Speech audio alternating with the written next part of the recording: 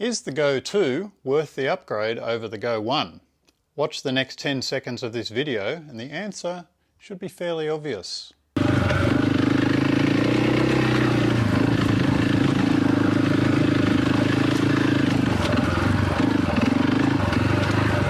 They say a picture is worth 1,000 words, and I can't beat that. The image quality is miles ahead of the original. What I can do though is fill the rest of this video with some thoughts on the other differences between the original Go 1 and the new Go 2. And I'll talk about one issue that would have stopped me buying this had I known about it before I bought it. So I've only had this for about a week, and unlike most of the other Go 2 reviewers out there who are given the camera by Insta360, bought this one myself. With help from you guys, supporters of this channel. First, the improvements. Now, the obvious one is the image quality. It's improved on two fronts: the resolution increase from 1080 to 1440, and second and equally important, it's the bit rate.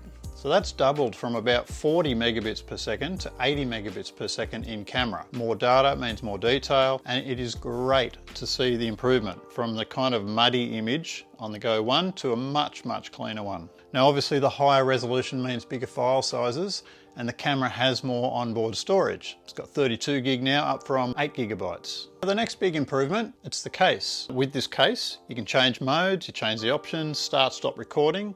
It means you don't have to try to remember which button presses did what, like you had to on the original Go. The case also means longer battery life because you can record with the camera inside the case. It acts as a small handle, built-in tripod feet, a wireless remote. A couple of practical improvements that make the Go 2 a more useful action cam for anything outdoors. Got a removable lens cover, which is great for protection, and it's waterproof. And the button being the entire front of the camera is now heaps easier to know if you actually pressed it. For connectivity, there's a Wi-Fi connection to your phone. You can preview the images on your phone. I've found the Wi-Fi pretty solid and better than the lightning plug that was on the original Go case. And this leads to the first of the bad points. So that Wi-Fi connection, that will eat your phone battery like there's no tomorrow. Now, I don't know why, but if you're transferring lots of footage off the camera to your phone, maybe through the day, make sure you've got a way to charge your phone because you're going to need it. In theory, you can also transfer footage direct to your computer via the cable. However, in the one single attempt I made at that, my Mac didn't recognize it. I had to transfer the footage from the camera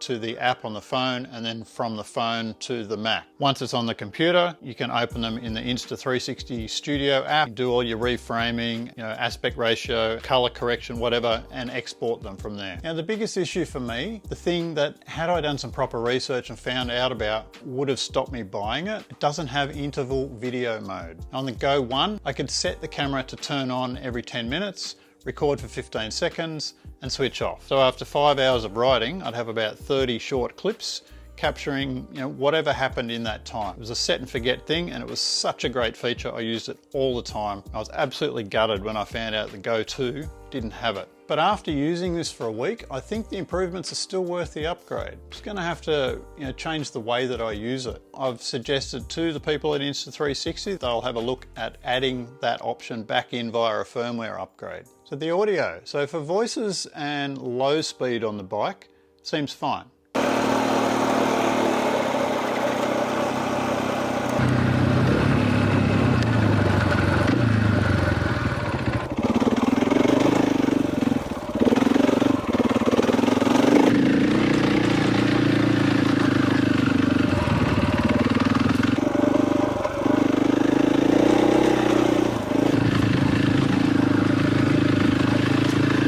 Higher speed, the wind noise is still pretty bad.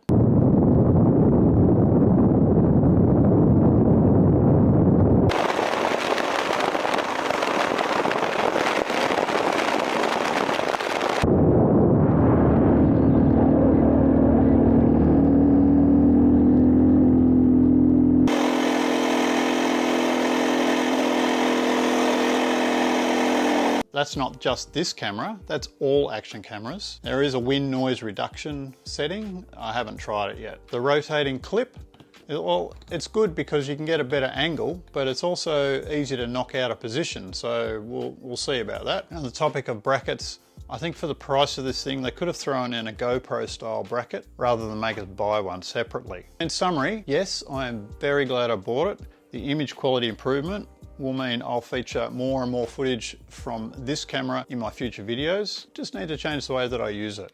Hope you found this useful. If you would like to be a supporter of the channel, check out the link below. Buy me a coffee. Thanks for watching. See you in the next one. Bye for now.